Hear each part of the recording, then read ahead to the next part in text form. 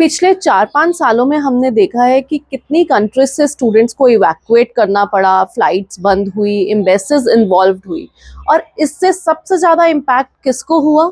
वो हुआ स्टूडेंट्स और पेरेंट्स को।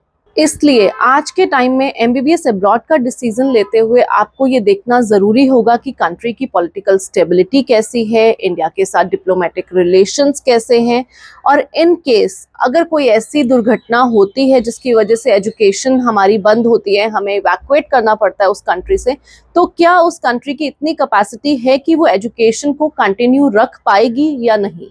तो ऐसे में जो 3 कंट्रीज टॉप सेफर ऑप्शंस के रूप में सामने आती हैं उसमें से फर्स्ट है रशिया बिकॉज लैंडमास में सबसे बड़ी कंट्री है रशिया।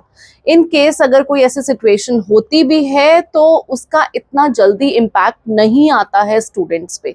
सेकेंडली, इंडिया और रशिया के पॉलिटिकल रिलेशंस बहुत अच्छे, स्ट्रॉन्ग और पुराने हैं।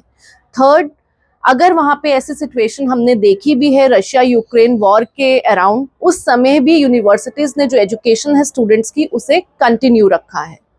Second option is Uzbekistan, central Asia का एक पॉलिटिकल स्टेबल कंट्री जिसके इंडिया के साथ रिलेशंस भी काफ़ी स्ट्रॉन्ग हैं। सेकेंडली, ना यहाँ पे कोई वॉर की टेंशन, ना कोई पॉलिटिकल अनस्टेबिलिटी।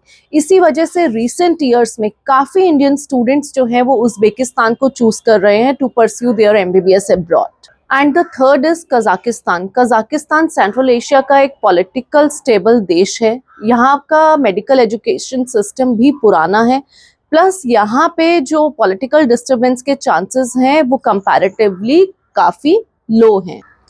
एक बात क्लियरली समझिए, सेफर का मतलब परफेक्ट नहीं होता। हर कंट्री के अपने प्रॉज एंड कॉन्स हैं, अपने इन एंड आउट्स हैं। बट आपका एमबीबीएस अब्रॉड इन 2026 का डिसीजन इमोशंस पर बेस्ड नहीं बल्कि एक इन्फॉर्म्ड और स्ट्रैटेजिक होना चाहिए।